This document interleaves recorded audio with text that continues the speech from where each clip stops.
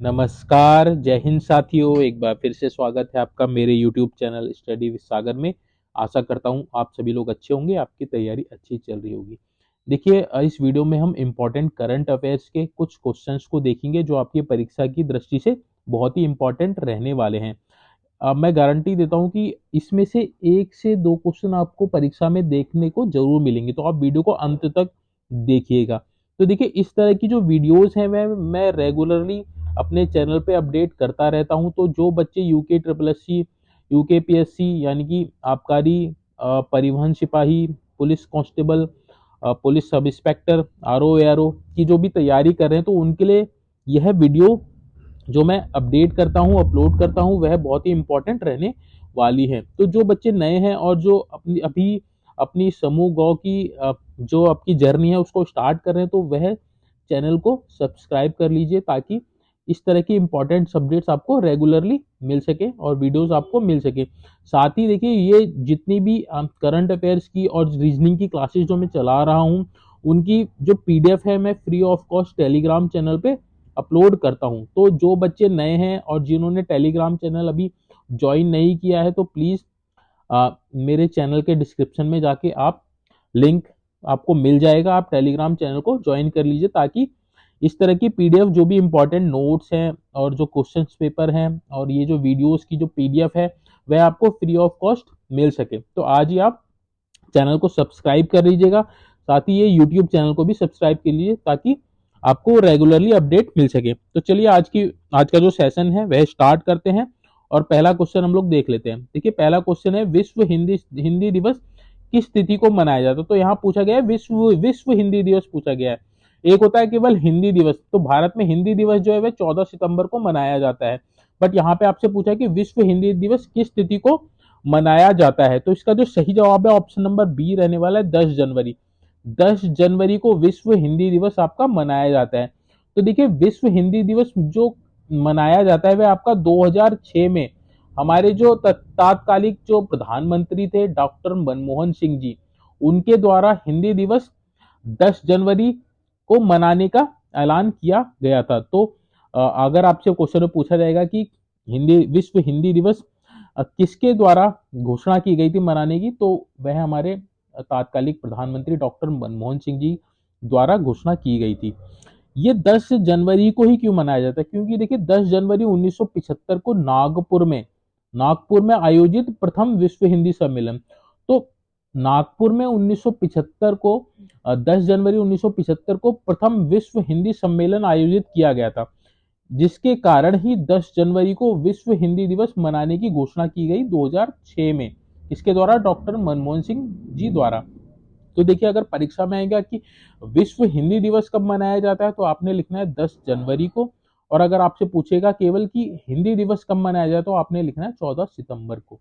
तो देखिए ये इतने पॉइंट इस वाले क्वेश्चन से आपने याद रखने हैं। देखिए जितने भी करंट अफेयर्स हैं, तो उसके साथ में जितने भी स्टेटिक तथ्य हैं उनको भी इस वीडियो में डिस्कस किया गया है, तो आप उनको भी नोट डाउन करते रहिएगा, आप अपने नोट्स बनाते रहिएगा। साथ में अगर आपको वीडियो चाहिए आपको पीडीएफ चाहिए, तो पीडीएफ भी आपको मिल जाएगी। नेक्स्ट अगला सेकंड क्वेश्चन देखते हैं।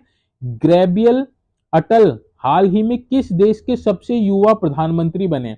तो देखिए ऑप्शन दे रखा है आपका जापान, ऑप्शन सी आपका फ्रांस, ऑप्शन बी दे रखा है इटली, ऑप्शन डी दे रखा है ऑस्ट्रेलिया। तो देखिए इसका सही जवाब है वह option number C, option number B. ये सीक्वेंस गलत हो गया, यानी कि फ्रांस इसका सही आंसर है। तो ग्रेबियल अटल जो है वह फ्रांस के सबसे युवा प्रधानमंत्री बने। बहुत इंपॉर्टेंट क्वेश्चन है, आपने याद रखना है। तो किस देश के हैं ये? फ्रांस के हैं। क्या नाम है इनका? गैब्रियल अटल। तो गैब्रियल अटल जी जो है वह फ्रांस के सबसे युवा प्रधानमंत्री बने हैं। इनसे पहले जो फ्रांस के प्रधानमंत्री थे वह थे एलिजाबेथ बोर्न, तो इनके स्थान पे ये गैब्रियल अटल प्रधानमंत्री बने हैं। तो हम लोग थोड़ा फ्रांस के बारे में बात करते हैं। तो फ्रांस के जो राष्ट्रपति हैं वह एमैनुअल मैक्रोन है। तो हाल ही में राष्ट्रपति कौन है? एमैनुअल मैक्रोन है। वहीं फ्रांस की जो राजधानी है वह पेरिस है। तो ये इतने तथ्य भी आपने इस क्वेश्चन से याद रखने हैं। नेक्स्ट अगला थर्ड क्वेश्चन देख लेते हैं। नई दिल्ली में किसके द्वारा राष्ट्रीय कला महोत्सव 2024 का शुभारंभ किया है? तो देखिए नई दिल्ली में भी हाल ही में राष्ट्रीय कला उत्सव 2024 का शुभारंभ किया गया है। तो आपने बताना है कि किसके द्वारा किया है। ऑप्शन ए दे रखा है अमित शाह, ऑप्शन बी दे रखा है मनोज सिन्हा, ऑप्शन सी दे रखा है धर्मेंद्र प्रधान, ऑप्शन डी दे रखा है आपको अश्वनी वैष्णव। तो देखिए इसका सही जवाब है ऑप्शन नंबर सी, धर्मेंद्र प्रधान। धर्मेंद्र प्रधान जो है वह हमारे देश के शिक्षा मंत्री हैं, शिक्षा मंत्री हैं धर्मेंद्र प्रधान। इनके द्वारा नई दिल्ली में राष्ट्रीय कला उत्सव 2024 का शुभारंभ किया गया है। तो देखिए धर्मेंद्र प्रधान जो है वह शिक्षा मंत्री हैं। ये जो राष्ट्रीय कला उत्सव हुआ है यह कहाँ हुआ है, नई दिल्ली के राष्ट्रीय बाल भवन में हुआ है। तो ये पॉइंट भी आपने याद रखना है। पहला क्वेश्चन आपने इससे ये याद रख, ये भी पूछ सकता है कि धर्मेंद्र प्रधान कौन है, तो वह हमारे देश के शिक्षा मंत्री हैं। नेक्स्ट देखिए राष्ट्रीय कला उत्सव शिक्षा मंत्रालय की पहल है। तो ये जो राष्ट्रीय कला उत्सव 2024 मनाया गया है यह किसके द्वारा शुरू किया गया है, शिक्षा मंत्रालय की एक पहल है। इसमें जो सबसे इंपॉर्टेंट पॉइंट है वह आपने याद रखना है, बागेश्वर जिले के राजकीय इंटर कॉलेज सलानी की छात्रा नीता दोसाद, नीता दोसाद आपने याद रखना है, इनको द्वितीय स्थान प्राप्त हुआ है। तो ये जो राष्ट्रीय कला उत्सव हुआ है इसमें बागेश्वर जिले की राजकीय इंटर कॉलेज सलानी की छात्रा नीता दोसाद को द्वितीय स्थान प्राप्त हुआ है। तो ये इंपॉर्टेंट क्वेश्चन है, परीक्षा में पूछा जा सकता है। नेक्स्ट देखिए अगला चौथा क्वेश्चन देखते हैं। शेरिंग तोबगे हाल ही में किस देश के प्रधानमंत्री बने हैं। इंपॉर्टेंट क्वेश्चन है, शेरिंग तोबगे हाल ही में किस देश के प्रधानमंत्री बने। तो ऑप्शन ए दे रखा है आपका Myanmar, option B Tanzania, option C Bhutan, option D इनमें से कोई नहीं। तो इसका जो सही जवाब है ऑप्शन सी है भूटान। भूटान के जो नए प्रधानमंत्री बने हैं वह शेरिंग तोबगे है। तो उनका नाम आप याद रख लीजिएगा, परीक्षा में पूछा जा सकता है। तो जो शेरिंग तोबगे हैं देखिए ये दूसरा कार्यकाल है इनका, इससे पहले भी यही इनके प्रधानमंत्री, तो इनका ये दूसरा कार्यकाल है। ये किस पार्टी से बिलोंग करते हैं, तो ये पीपल्स डेमोक्रेटिक पार्टी से बिलोंग करते हैं। तो ये भी आपने याद रखना है। भूटान की राजधानी क्या है, भूटान की राजधानी थिम्पू है। और भूटान का जो राष्ट्र खेल है क्या है, तीरंदाजी है। तो ये इतने पॉइंट आपने भूटान से संबंधित याद रखने हैं। तो देखिए अगला क्वेश्चन हम लोग देख लेते हैं। अगला क्वेश्चन क्या है, अगला क्वेश्चन है आपका पांचवा जो क्वेश्चन है, उस्ताद राशिद खान, आपने याद रखना उस्ताद राशिद खान का हाल ही में निधन हो गया। उन्हें किस वर्ष पद्म भूषण सम्मान से सम्मानित किया गया था। तो देखिए सबसे पहले हम बात कर लेते कि ये उस्ताद राशिद खान कौन थे। तो उस्ताद राशिद खान एक भारतीय शास्त्रीय संगीतकार थे। तो ये एक शास्त्रीय संगीतकार थे। इनको देखिए संगीत नाटक अकादमी पुरस्कार 2006 में दिया गया था। वहीं 2006 में इनको पद्मश्री दिया गया था। अब यहाँ हमसे पूछा कि पद्म भूषण कब मिला है, तो इनको जो पद्म भूषण मिला है वह 2022 में मिला है। 2022 में इनको पद्म भूषण सम्मान से सम्मानित किया गया था। इसका सही जवाब है ऑप्शन नंबर डी। कहाँ के रहने वाले हैं, तो ये इनका जन्म जो था उत्तर प्रदेश के बदायूं जिले के सहसवान में हुआ था। तो ये भी आपने इसको याद रखना है। ये इतने इंपॉर्टेंट पॉइंट आपने इसमें याद रखने हैं। नेक्स्ट देखिए अगला क्वेश्चन देख लेते हैं, प्रवासी भारतीय दिवस। बहुत बार परीक्षा में पूछा गया है, प्रवासी भारतीय दिवस किस तिथि को मनाया जाता है। ऑप्शन ए दे रखा है आपका 10 जनवरी, ऑप्शन बी 7 जनवरी, ऑप्शन सी 9 जनवरी, ऑप्शन डी 8 जनवरी। तो इसका जो सही जवाब है ऑप्शन नंबर सी है 9 जनवरी। 9 जनवरी को आपका प्रवासी भारतीय दिवस मनाया जाता है। इसको एनआरआई डे भी बोला जाता है, एनआरआई, क्योंकि एनआरआई को ही आपको प्रवासी बोला जाता है, तो इसको एनआरआई डे भी बोला जाता है। तो 9 जनवरी को आपका प्रवासी भारतीय दिवस मनाया जाता है। तो ये 9 ही जनवरी को क्यों माना जाता है, तो इसमें आपने देखना है 9 जनवरी 1915 को महात्मा गांधी जो दक्षिण अफ्रीका से भारत लौटे थे, यानी कि जब महात्मा गांधी दक्षिण अफ्रीका गए थे उसके बाद वह 9 जनवरी 1915 को भारत वापस लौटे थे। तो इसी उपलक्ष्य में 9 जनवरी को आपका प्रवासी भारतीय दिवस मनाया जाता है। तो आप इस तरह से इसको याद कर सकते हैं। तो जो 2024 की जो थीम है भारतीय प्रवासी भारतीय दिवस 2024 की जो थीम है वह प्रवासी अमृत काल में भारत की प्रगति के लिए विश्वसनीय भागीदार थीम के तहत मनाया जाएगा। तो आपने ये इसकी थीम भी याद रखनी है, आपसे थीम भी पूछा जा सकता है। तो प्रवासी भारतीय दिवस कब मनाया जाता है, 9 जनवरी को आपको मनाया जाता है। तो आपने ये डेट याद रखनी है, बहुत बार परीक्षा में ये पूछा जाता है। नेक्स्ट देखिए अगला क्वेश्चन हम लोग देख लेते हैं, हाल ही में किस लोकसभा सदस्य को संसद रत्न पुरस्कार के लिए चुना गया है। तो देखिए आपको ऑप्शन दे रखे A Sudhir Gupta, option C Kuldeep Roy Sharma, option B Amol Ram Singh Kolhe, option D उपरोक्त सभी। तो इसका जो सही जवाब है ऑप्शन नंबर डी है, उपरोक्त सभी, यानी कि सुधीर गुप्ता, कुलदीप राय शर्मा, अमोल राम सिंह कोल्हे। तो ये तीनों आपने याद रखने हैं नाम। साथ ही देखिए कुल टोटल 5 लोगों को ये संसद रत्न पुरस्कार दिया गया है। 3 तो आपके ये हो गए, सुधीर गुप्ता, कुलदीप राय शर्मा, ऑप्शन और अमोल राम सिंह कोल्हे। बाकी जो 2 हैं वह सुकांत मजूमदार और श्रीकांत एकनाथ शिंदे। तो आपने पांचों नाम याद रखने हैं। तो आपसे इनमें से किसी का नाम भी देकर पूछ सकता है। तो आपने पांचों नाम याद रखने हैं, सुधीर गुप्ता, कुलदीप राय शर्मा, अमोल राम सिंह कोल्हे, सुकांत मजूमदार, श्रीकांत एकनाथ शिंदे। तो इन 5 लोगों को संसद रत्न पुरस्कार दिया गया है। तो मोस्ट इंपॉर्टेंट क्वेश्चन है ये, परीक्षा में आपको पूछा जा सकता है। तो आपने इसको याद कर लेना है, कंटेस्ट कर लेना है। तो ये जो आपका संसद रत्न पुरस्कार जो मिलेगा इनको, ये 7 फरवरी 2024 को राजधानी दिल्ली में दिया जाएगा। तो ये डेट भी आपने याद रखनी है। तो इतने पॉइंट इस क्वेश्चन से आपने याद रखने हैं। नेक्स्ट देखिए अगला इंपॉर्टेंट क्वेश्चन है, अंतर्राष्ट्रीय पर्पल उत्सव 2024 हाल ही में कहां आयोजित किया गया है? तो अंतर्राष्ट्रीय पर्पल उत्सव 2024 कहां आयोजित किया गया? ऑप्शन ए दे रखा है असम, ऑप्शन बी दे रखा है आपका छत्तीसगढ़, ऑप्शन सी दे रखा है बिहार, ऑप्शन डी दे रखा है आपका गोवा। तो इसका जो सही जवाब है ऑप्शन नंबर डी है, गोवा। गोवा में आपका अंतर्राष्ट्रीय पर्पल उत्सव 2024 आयोजित किया गया है।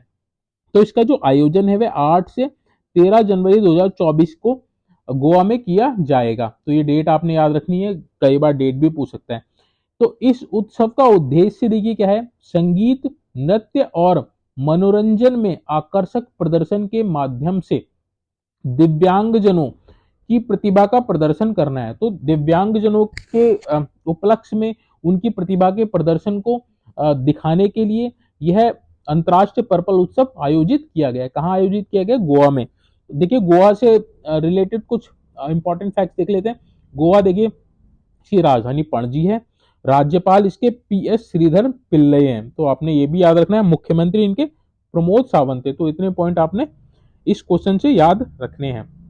नेक्स्ट देखिए अगला क्वेश्चन हम लोग देख लेते हैं, किस राज्य सरकार द्वारा SC ST वर्ग के छात्रों के लिए योगश्री योजना, तो ये आपने योजना याद रखनी है, योगश्री योजना की शुरुआत की गई है। तो किस सरकार द्वारा की गई है? ऑप्शन ए दे रखा है पश्चिम बंगाल, ऑप्शन बी दे रखा है मध्य प्रदेश, ऑप्शन सी दे रखा है आपका हरियाणा, ऑप्शन डी दे रखा है आपका तेलंगाना।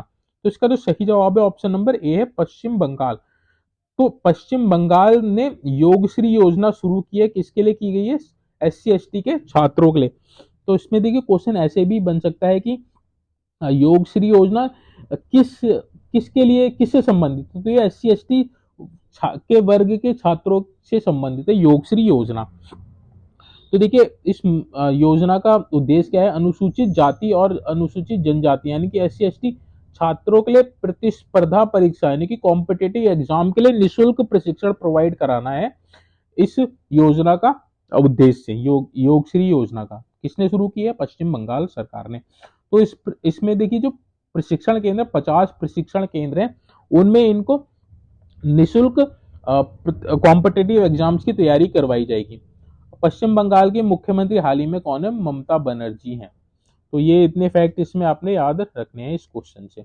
नेक्स्ट देखिए अगला 10वां क्वेश्चन हम लोग देखते हैं, इंपॉर्टेंट क्वेश्चन है, मोदी एनर्जाइजिंग ए ग्रीन फ्यूचर नामक पुस्तक का विमोचन हाल ही में किसके द्वारा किया गया? मोस्ट इंपॉर्टेंट क्वेश्चन है ये, आप परीक्षा की दृष्टि से पूछा जाएगा। ऑप्शन ए दे रखा है नरेंद्र मोदी, ऑप्शन बी दे रखा है भूपेंद्र यादव, ऑप्शन सी दे रखा है आपका अमित शाह, ऑप्शन डी दे रखा है अश्वनी वैष्णव। तो इसका जो सही जवाब है वह ऑप्शन नंबर बी है, भूपेंद्र यादव।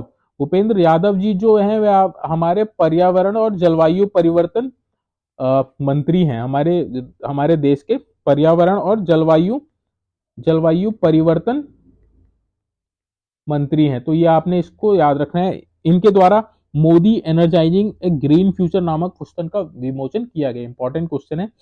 तो ये जो पुस्तक है मोदी एनर्जाइजिंग ए ग्रीन फ्यूचर, इसको doctor Shyama Prasad Mukherjee research foundation के सहयोग से पेंटागन प्रेस, ये इंपॉर्टेंट पॉइंट है आपने याद रखना है, पेंटागन प्रेस द्वारा प्रकाशित किया गया। तो किसके द्वारा प्रकाशित किया गया?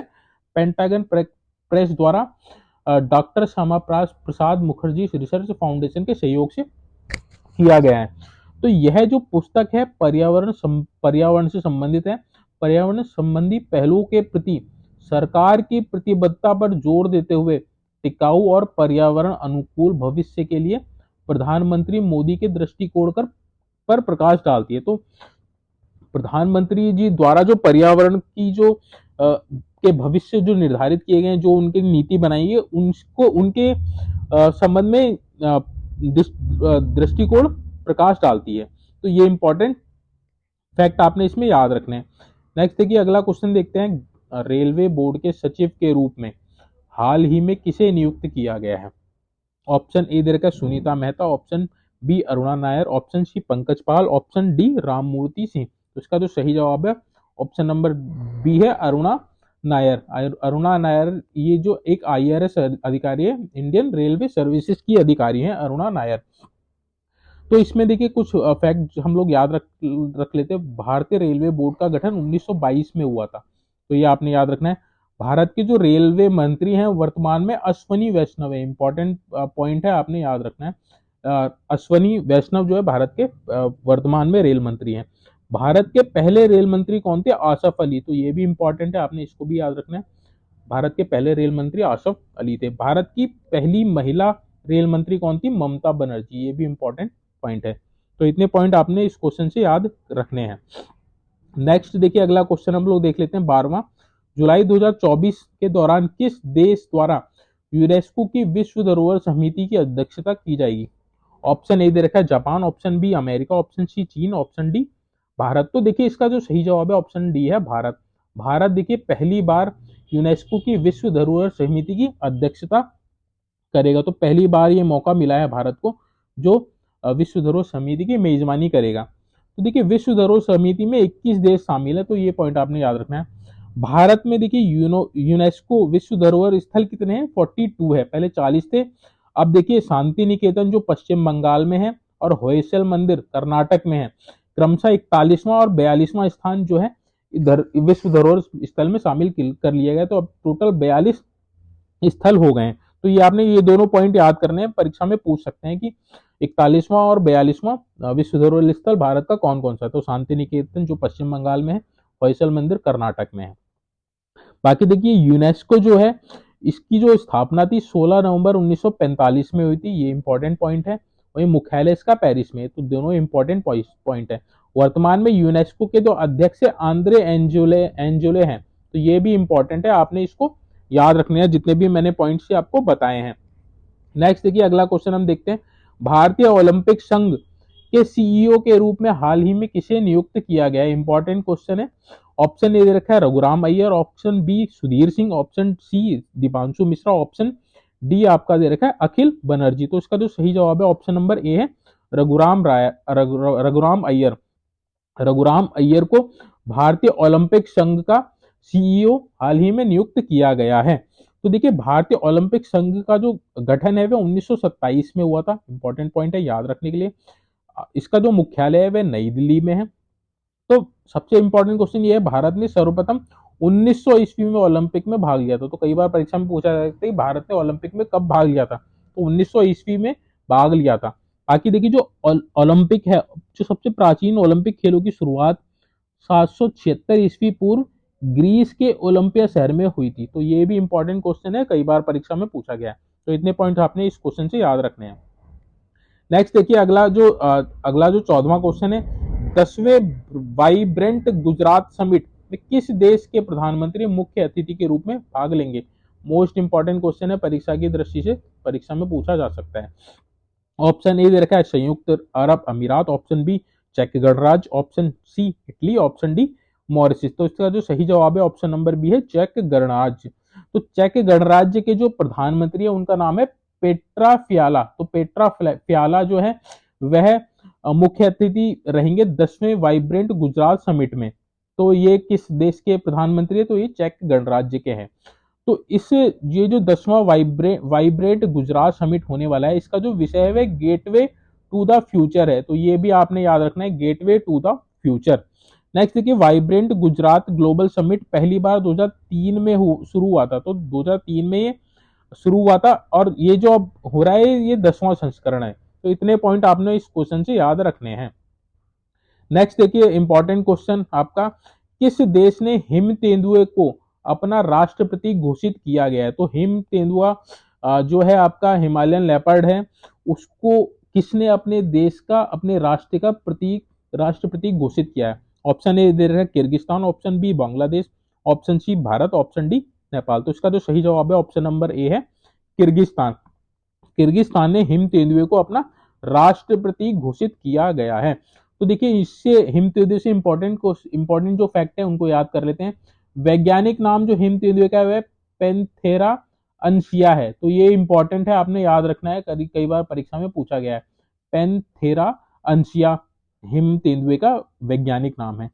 जो हिम तेंदुआ है वह IUCN की रेड लिस्ट में है, यानी कि वल्नरेबल कैटेगरी में है।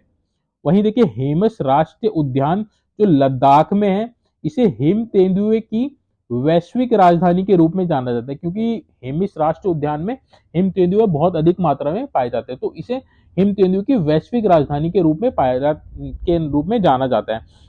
भारत ने देखिए स्नो लेपर्ड के संरक्षण के लिए प्रोजेक्ट स्नो लेपर्ड 2009 में, ये इंपॉर्टेंट फैक्ट है, 2009 में शुरू किया। कई बार पूछा जाएगा कि प्रोजेक्ट स्नो लेपर्ड कब शुरू किया गया था? तो 2009 में शुरू किया गया था, भारत सरकार द्वारा शुरू किया गया था।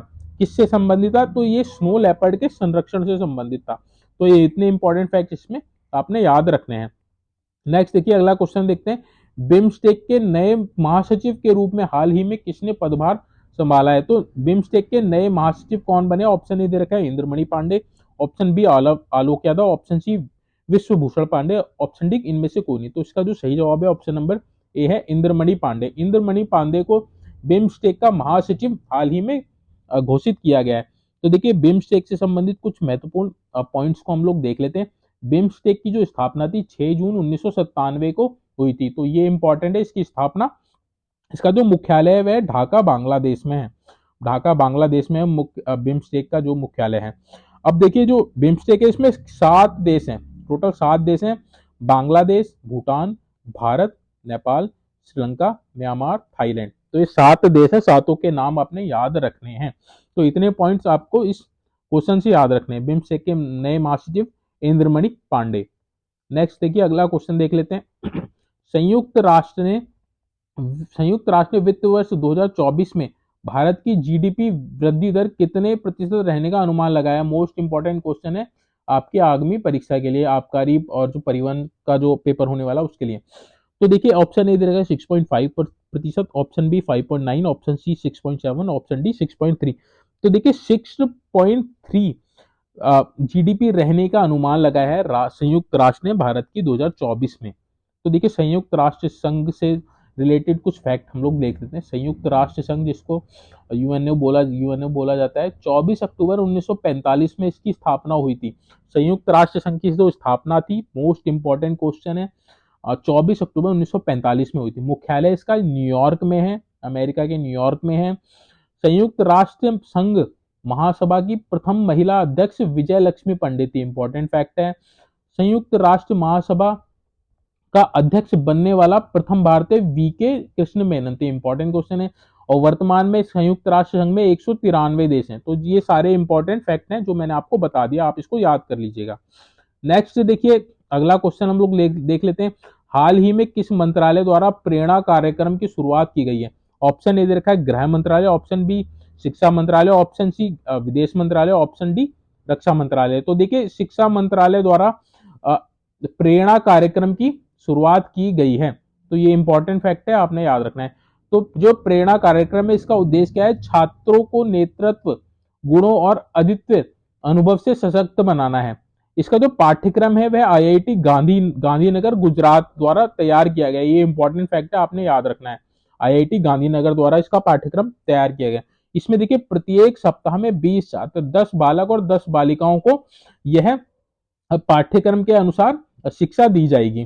तो ये जो प्रेरणा कार्यक्रम है यह देखिए वडनगर जिला महसाना गुजरात, यानी कि गुजरात से शुरू होगी ये प्रेरणा कार्यक्रम की जो भी पहल है। ये 1888 में स्थापित वर्नाकुलर स्कूल से चलाया जाएगा। तो वर्नाकुलर स्कूल से इसकी शुरुआत की जाएगी, जो आपका वडनगर जिला मेहसान गुजरात में स्थित है, प्रेरणा कार्यक्रम। ठीक है, तो ये शिक्षा मंत्रालय की एक शुरू पहल है। नेक्स्ट देखिए अगला क्वेश्चन देख लेते हैं, सैन्य अंतरिक्ष यान X-37B हाल ही में किस देश द्वारा लॉन्च किया गया है?